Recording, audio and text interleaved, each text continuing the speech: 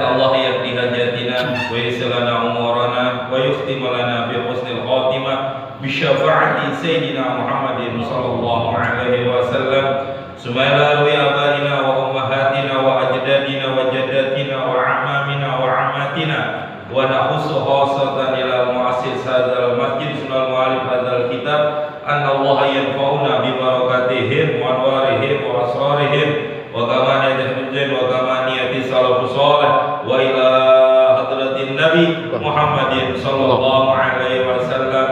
Al-Fatihah. A'udzu billahi minasy syaithanir rajim. Bismillahirrahmanirrahim. Alhamdulillahi rabbil alamin. Arrahmanir rahim. Maliki yaumiddin. Iyyaka na'budu wa iyyaka nasta'in. Ihdinas siratal mustaqim. Siratal ladzina an'amta 'alaihim ghairil maghdubi 'alaihim waladdallin. Amin. Bismillahirrahmanirrahim. Alhamdulillahirabbil alamin. Assalatu wassalamu ala asrofil anbiya wal mursalin sayyidina Muhammadin wa ala alihi wa sahbihi ajma'in, amma ba'du. Ayyuhal hadirun rahimakumullah, bapak-bapak, saudara-saudara jamaah majelis ilmu yang kami muliakan. Alhamdulillah malam ini dengan nikmat sehat walafiat, nikmat iman wal Islam, Allah kumpulkan kita di Masjid Nurul Hikmah dalam rangka kita thalabul ilmi. Mudah-mudahan Allah tambahkan nikmat kita, Allah jadikan kita hamba yang selalu bersyukur, Allah bimbing hidup kita dengan hidayah dan taufiknya, amin ya rabbal alamin. Kita lanjut pengajian kita halaman 52. Masih tentang fadilah kota Mekah. Bismillahirrahmanirrahim. Wa ruwiya ma'ala wajhil ardi baldatun yarfa'ullahu ta'ala fiha al-hasanatal wahidata bimi'ati alfin hasanatin illa Makkah. Waruya, dan diriwayatkan, ma'ala wajhil ardi, tidaklah ada di atas bumi ini baldatun, satu kota. Yang mana kelebihan satu kota ini? Yarfa'ullahu ta'ala fiha, Allah angkat fiha, di kota tersebut, al-hasanatal wahidata, satu perbuatan baik Allah balas sampai diangkat bimi'ati alfi hasanatin, dengan balasan 100.000 kebaikan. Masya Allah, satu amal soleh, satu kebaikan dilakukan di kota tersebut, di tempat tersebut, akan Allah balas sampai 100.000 kebaikan. Illa Makkah, kecuali hanya ada di kota Makkah. Selain kota Mekah nggak ada kebaikan satu dibalas sampai 100.000. Madinah aja masih kalah, apalagi karet. Nggak ada yang begitu hadirin. Ini keistimewaan di kota Mekah. Makanya kerugian besar kalau kita nih nggak ada niat, nggak ada kepengenan sampai ke kota Mekah. Makanya yang sering saya bilang, niatin aja, insya Allah Allah panggil, Allah berikan kesempatan buat kita sampai ke kota Mekah, baik haji ataupun umroh. Kenapa? Karena nggak ada di kota, selain di kota Mekah, balasan satu kebaikan sama dengan 100.000. Ya, bahkan waman sholla fiha sholatan, barang siapa yang sholat di kota Mekah, sholatan, satu kali sholat, rufi'at lahu, diangkat, artinya dibalas kebaikannya, lahu, bagi orang yang sholat di kota Mekah sekali, mi'atu alfi sholatin, sama dengan 100.000 kali sholat. Masya Allah. Ya, makanya kadang-kadang ada bercandaan mutoib sono, nah sholat jamaah udah cukup sekali, kenapa 100.000? Ntar pulang ke rumah malas lagi jadinya. Tapi inilah keistimewaan kota Mekah, ya, yang memang gak ada kecuali di kota Mekah doang salah satunya. Wa man shoma fiha yauman, barang siapa yang berpuasa fiha, di kota Mekah, yauman, sehari, kataballahu lahu sauma mi'ati alfi yaumin, sama Allah catat bagi orang tersebut seperti dia puasa 100.000 hari. 100.000 hari berapa tahun? Kalau setahun aja cuma 360. Kalau 100.000, masya Allah, 10 tahun lebih. Setahun 300.000. 10 tahun baru 360. Nih 360.000. Ini 100.000. 20 tahunan. Kalau puasa di sana hari udah besok pulang ke Indonesia nggak usah puasa lagi udah. Ya, kenapa pahala kebanyakan? Ini hadirin, ini istimewanya namanya. Pahalanya sekali, tapi sama kayak begini, kayak kita sholat sendiri sama sholat berjamaah, pahalanya beda. Sholat sendiri 1, sholat berjamaah 27. Ya bukan berarti kalau kita 27 kali sholat di sini dapat pahalanya berarti nggak sholat lagi, bukan. Artinya pahalanya Allah istimewakan ya dengan adanya kita berada di kota Mekah. Ini keuntungan. Bahkan bukan hanya puasa doang. Wa man tasaddaqa bidirhamin, barang siapa yang bersedekah dengan 1 dirham, ya 1 rupiah, kalau bahasa kita jadi 1.000 perak, kataballahu lahu, maka Allah akan catat buat orang tersebut mi'ata alfi dirhamin sodakotin, maka persis seperti 100.000 dirham dia yang telah dia sedekahkan, dilipat gandakan sampai 100.000.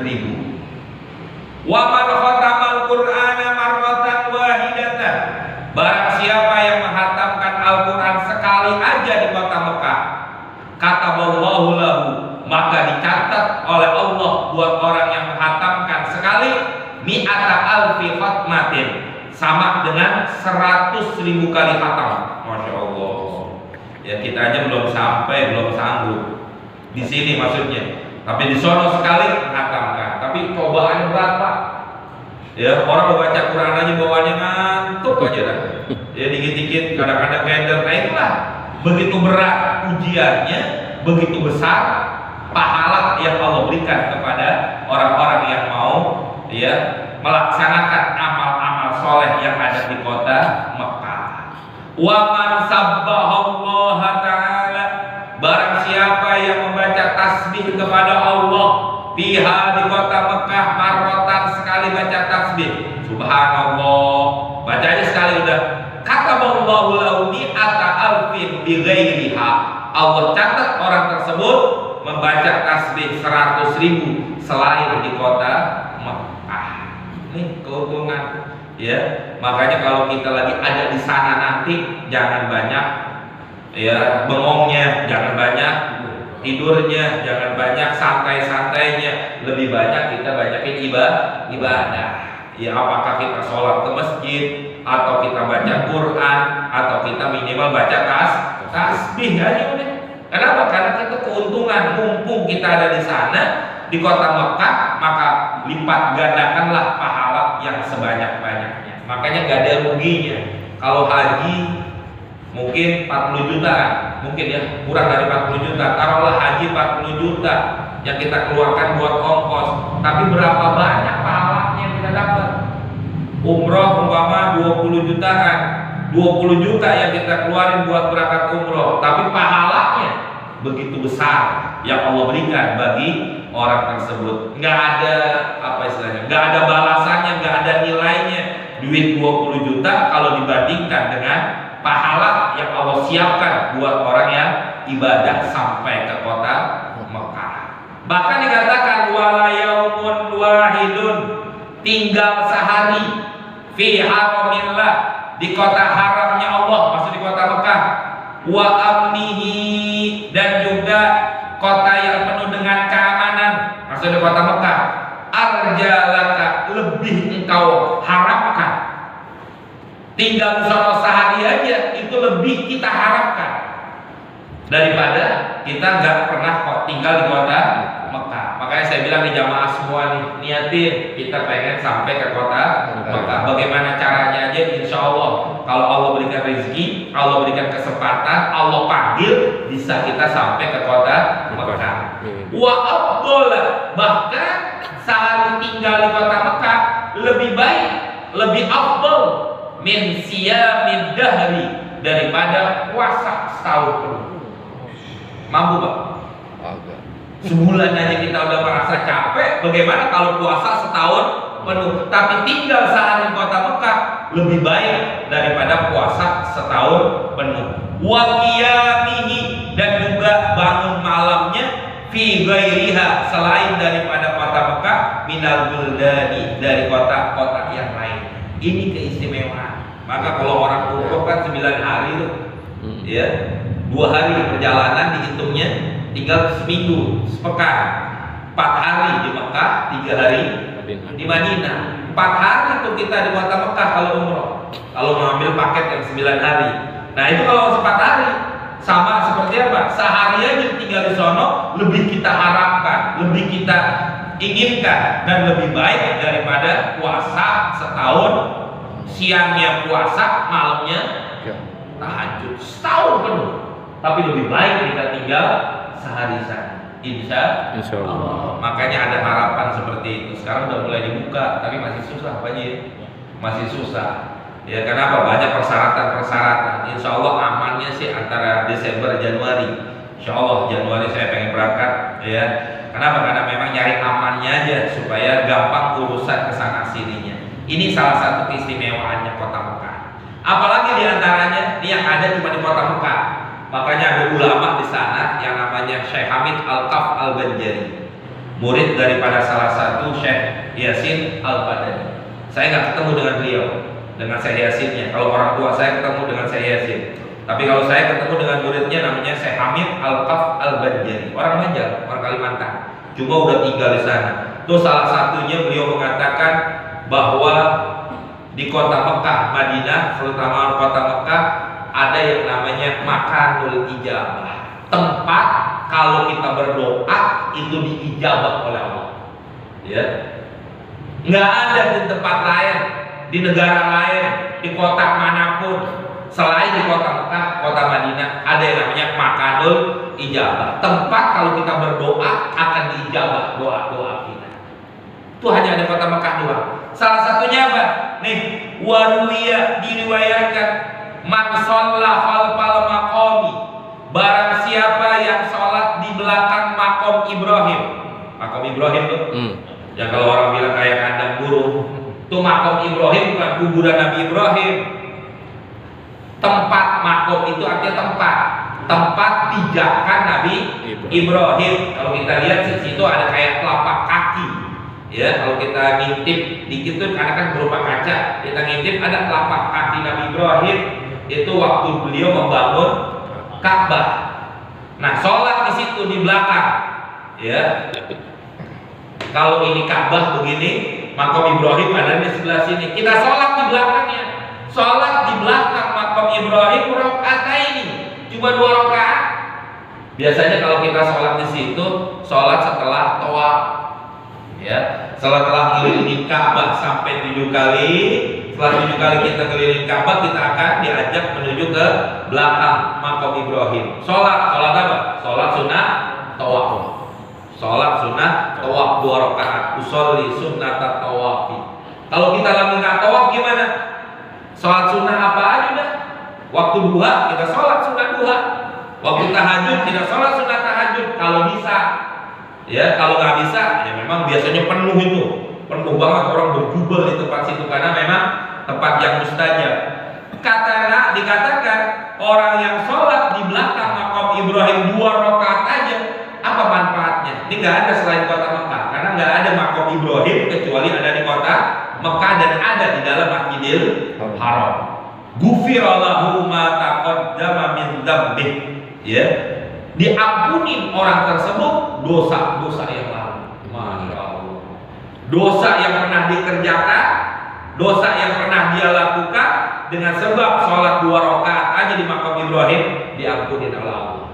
Kira-kira 20 juta mahal atau murah jadi? Murah kalau kayak begini, ya. Karena nggak ada tempat kecuali hanya ada di Makkah doang nih makam Ibrahim.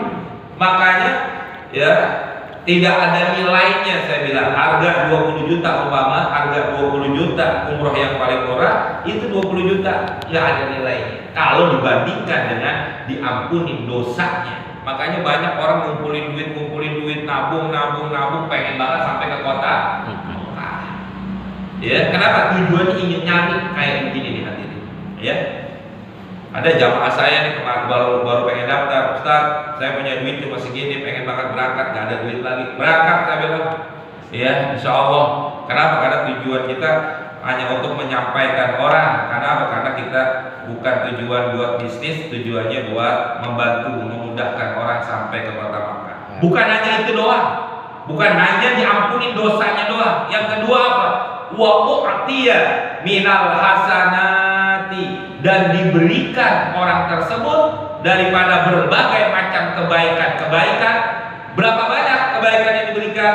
Diada di kulli man shalla khalfahu ad'afan. Ya, dengan jumlah setiap orang yang sholat di belakang makam Ibrahim dengan lipat gandanya. Berapa banyak orang yang sholat belakang makam Ibrahim? Jutaan. Ya, bahkan mungkin lebih dari jutaan orang. Nah, kita yang pernah sholat sekali diberikan ganjaran pahala segitu banyak. Untung aja deh. Keuntungan hati. Ini yang dikatakan tidak ada ruginya orang sampai ke kota Mekah. Makanya niatin, saya bilang niatin dari sekarang kita pengen sampai ke sana lagi. Amin. Ya Rabbal alamin. Bahkan bukan hanya itu doang.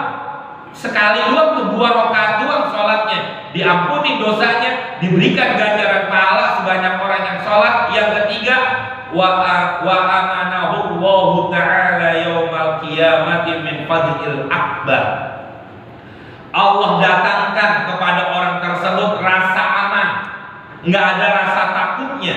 Yaumal qiyamati, pada hari kiamat, min fadhil akbar, pada waktu ketakutan yang sangat besar, pada waktu manusia dibangkitkan dari alam kubur, waktu manusia dikumpulkan di padang mahsyar. Nanti tuh Pak jamaah semua, manusia tatkala dibangkitkan dari alam kubur, dikumpulkan di padang mahsyar, itu akan kita rasakan semua manusia rasa takut yang belum pernah kita rasakan takut di dunia. Setakut apa kita pernah di dunia, tapi takutnya nanti di yaumil kiamat lebih takut dari itu. Nanti kita bakal merasakan laparnya selama belum pernah kita rasakan laparnya kita di dunia.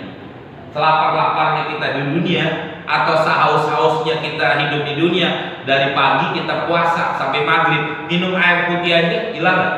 Hilang. Tapi nanti di yaumil kiamat nggak bisa, kecuali beberapa orang. Salah satunya apa? Orang yang pernah sholat di belakang makam Ibrahim. Allah rasakan aman, Allah berikan kedamaian, Allah berikan kebaikan pada waktu orang lalu pada takut di padang mahsyar, tapi orang tersebut nggak pernah ada rasa takut. Ya baik. Untung kalau kita pernah pergi ke Mekah, makanya ada niatin kayak gitu. Ya. Bahkan bukan hanya itu doang. Ya, udah berapa nih? 3 ya. Diampunin dosanya, diberikan ganjaran pahala sebanyak orang yang sholat. Ketiga, diberikan rasa aman pada hari kiamat. Yang keempat, wa amara azza wa jalla, Allah memerintahkan Jibrila, pertama malaikat Jibril, wa Mikaila, yang kedua malaikat Mikail, bahkan wa jami'al malaikati, seluruh malaikat-malaikat Allah. Apa yang Allah perintahkan kepada malaikat-malaikatnya? Ayyastaghfiru lahu, untuk membacakan istighfar, membacakan ampunan ya buat orang yang pernah sholat di belakang makam Ibrahim ila yaumil qiyamah, sampai hari kiamat. Amin. Kalau malaikat yang membacakan istighfar, otomatis ya pasti diterima oleh Allah. Yang penting apa hadirin niatnya? Pergi ke sono bukan karena pengen jalan-jalan, pergi ke sono bukan karena pengen belanja, pergi ke sono bukan karena malu, ya duit punya tapi nggak pernah pergi. Niatin ikhlas kepada Allah Subhanahu wa Ta'ala, maka dia bakal dapat 4 macam keuntungan orang yang pernah sholat di belakang makam Ibrahim. Ya baik, pasang niat dari sekarang Pak, Insya Allah. Ya Allah kasih mudah kita buat sampai ke kota Mekah. Ya bukan hanya kita, istri kita, anak-anak kita, keluarga kita juga dimudahkan oleh Allah sampai ke kota Mekah baik haji ataupun umroh. Amin ya rabbal alamin. Ini keuntungan Insya Allah. Bahkan nih itu baru sholatnya doang. Ini yang disebut dengan makanul ijabah nih, tempat-tempat yang istimewa yang ada di kota Mekah. Wa ruwiya diriwayatkan man tawafa, barang siapa yang tawaf haula baitillahi, di sekitar Baitullah Ka'bah, sab'an 7 kali, fi yaumin shaifin, pada waktu musim kemarau, syadidil hari, sangat panas. Itu kalau musim panas Masya Allah sampai bisa 45 derajat.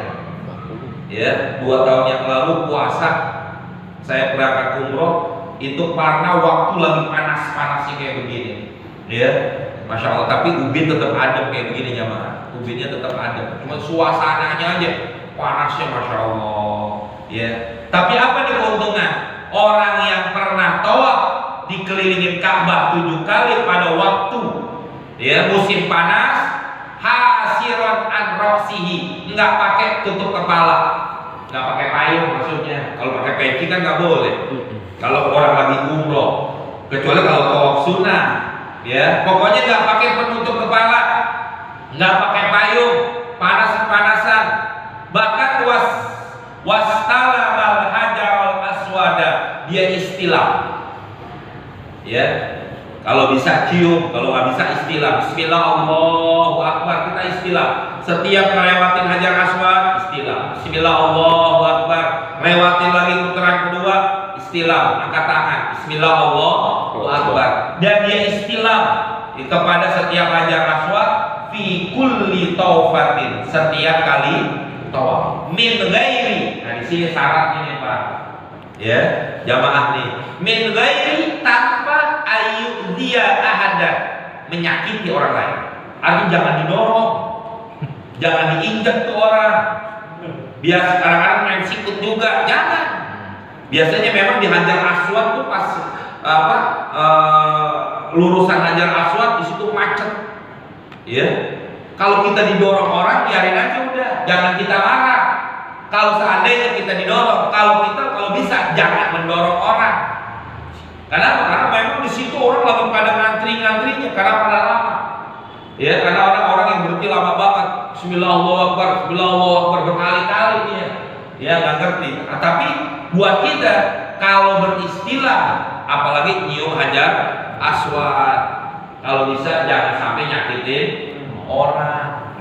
Kadang-kadang main sikut, main desek-desekan dan lain sebagainya, yang akhirnya apa? Menyakiti orang lain. Kalau mau emang sekarang enak kosong. Sekarang kosong banget ya Pak. Lega. Ya, lega banget udah. Yang ketawa paling kan 20 orang. Kalau saya lihat, tapi nggak bisa juga cuma cara aswadnya. Kenapa? Karena ditutup kelilingannya begitu. Ya, nggak bisa juga. Kalau mau jadi presiden dulu, kalau bisa dah tuh. Ya, walau bagaimana. Tapi ini keuntungan, kalau bisa jangan nyakitin orang lain. Apa manfaatnya? Ya, wakul kalamahu, dan dia membaca kalimat-kalimat illa min dzikrillah, kecuali dibaca zikir kepada Allah. Jadi lagi tawaf, jangan ngobrol, lagi tawaf, jangan banyak bercanda, banyakin lagi tawaf, baca zikir-zikir, baca tawaf dah tuh. Kan ada tuh putaran pertama, putaran kedua, sampai putaran ke-7. Ya Ustaz, saya nggak bisa baca bahasa Arab, ikutin mutawifnya. Nggak kedengeran, baca aja bisa. Subhanallah, alhamdulillah, wala ilah. Itu aja udah. Ya, daripada dia ngobrol, daripada dia bengong lain sebagainya, baca zikir kepada Allah pada waktu dia tawaf. Ya, apa manfaatnya? Nih hadirin, manfaatnya Masya Allah nih.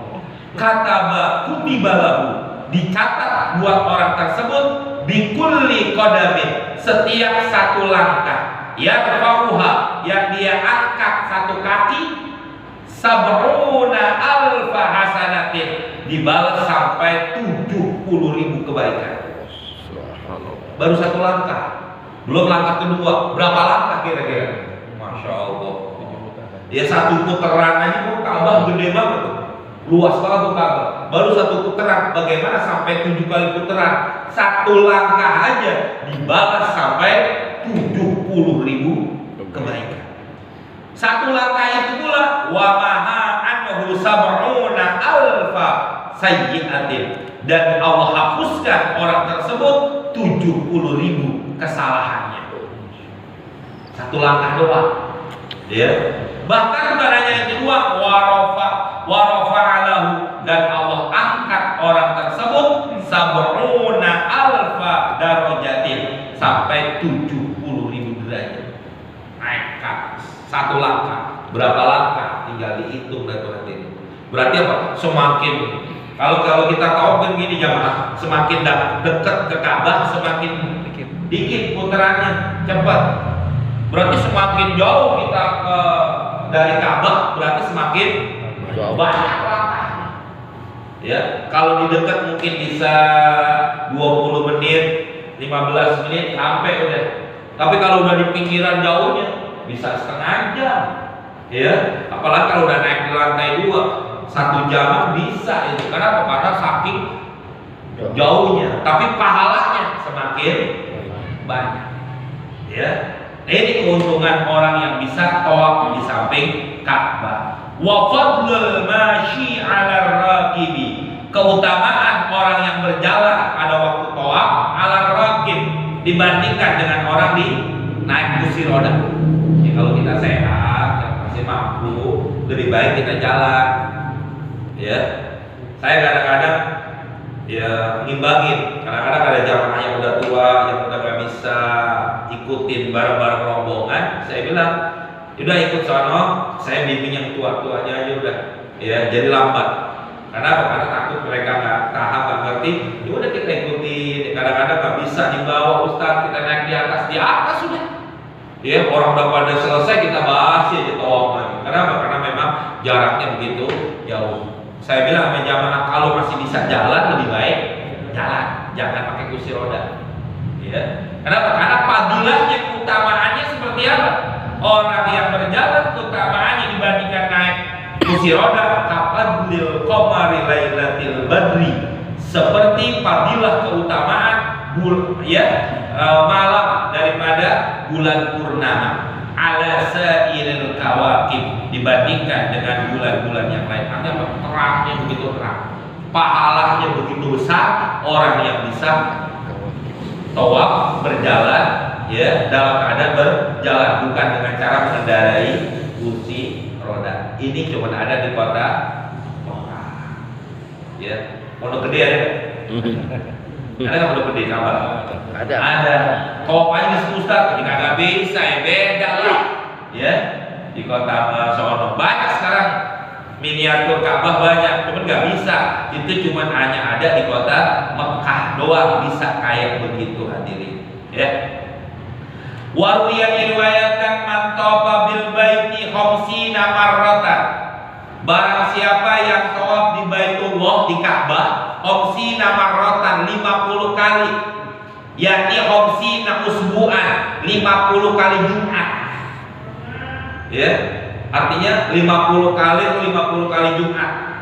Mampu gak kita? Ya, kalau orang umroh sih gak bisa jamaah. Ya, kalau kita mungkin di sono bisa juga. Ya. Tapi apa fadilahnya? Kharaja min dzunubihi, semua dosanya keluar. Kayaumin waladat ummu, seperti hari di mana dilahirkan itu bayi oleh ibunya. Artinya apa? Dosanya kagak ada. Makanya kalau kita udah sekali ke sono, pengen ke sono lagi, sampai 50 kali toh. Masya Allah. Ya.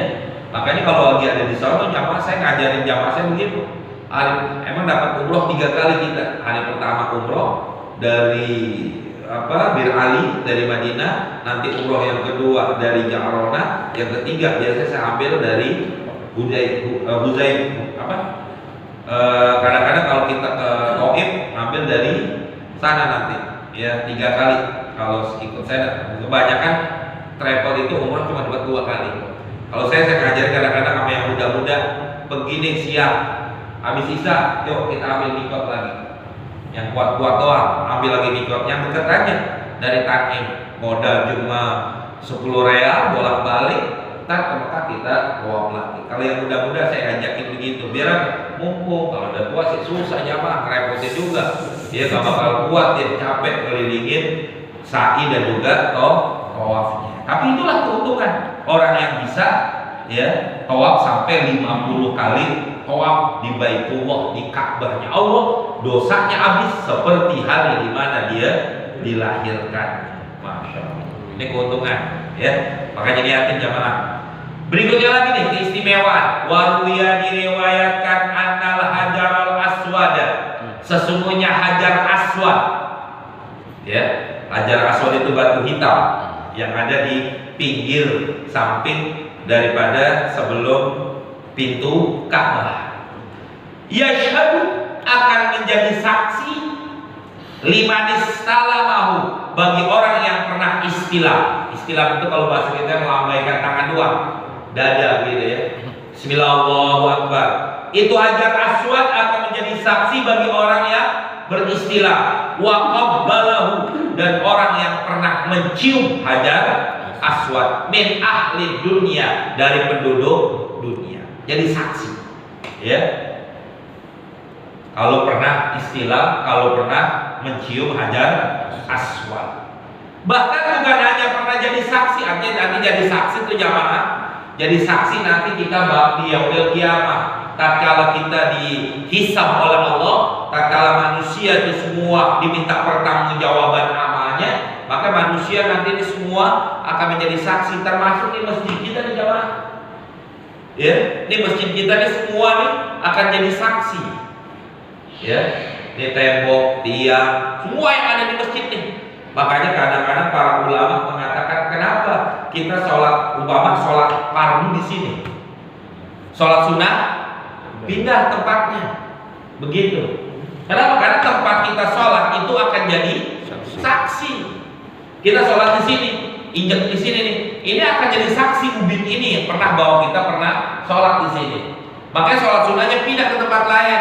Bahkan ada yang mengatakan umpama ini jamaah apa pun nih, kita sholat fardu di sini, sebelah kita, sebelah teman kita, sholat fardu di sini, giliran sholat sunnah tukeran tempat. Buat apa? Buat jadi saksi. Ini hadirin, buat jadi saksi semua. Kenapa tujuannya? Biar banyak yang menjadi saksi. Kayak pakaian yang kita pakai nih, ya semua kita duduk di sini semua nih.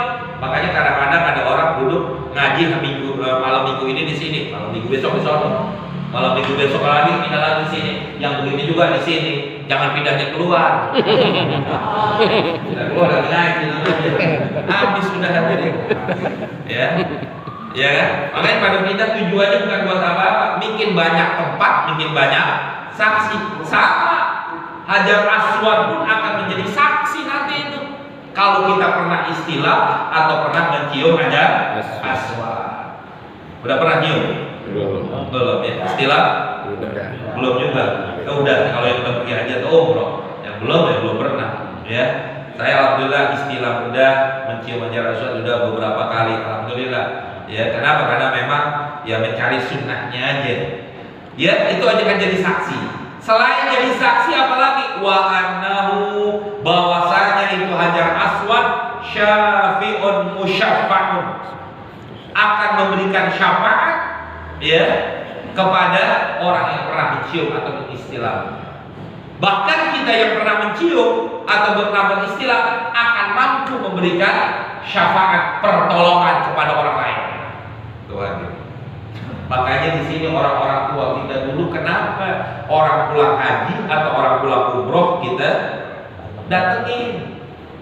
Tujuannya ini nih, ya, supaya apa? Kita minta doa, orang tersebut diampuni dosanya, bersih, kita minta doa. Tujuannya apa?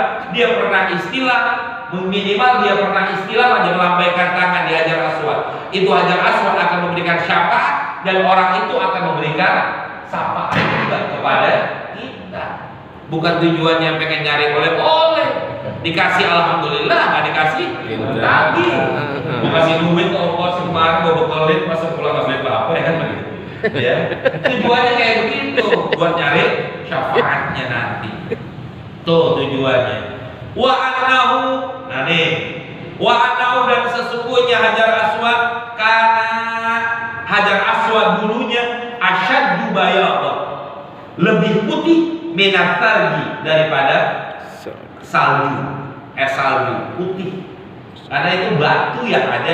Batu itu datangnya dari surganya Allah, bukan batu biasa.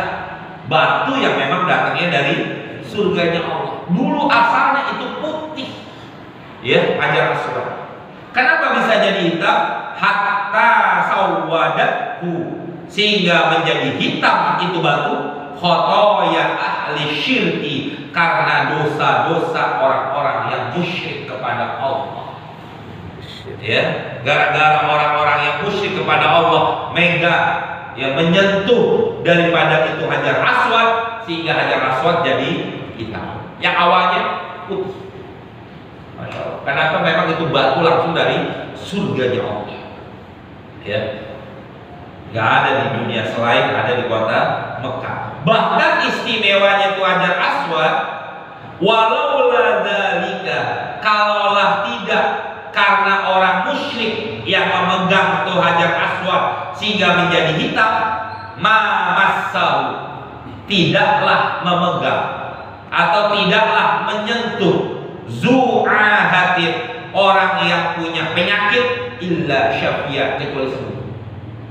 Kalau Hajar Aswad itu masih putih, ya, belum hitam kayak sekarang, dengan sebab dipegang oleh orang-orang musyrik, kalau orang sakit megang Hajar Aswad bakal sembuh. Itu istimewa.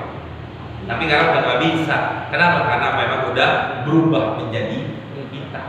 Gara-gara itu semua. Makanya ini hadirin salah satu keistimewaan yang cuma ada di kota Mekah.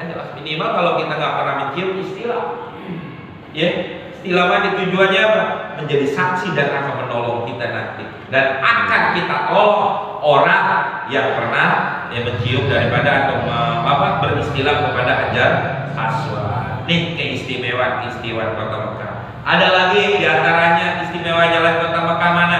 Waduya diriwayatkan la yadkhulu ahadun al-Ka'bah, tidaklah masuk seseorang ke dalam Ka'bah.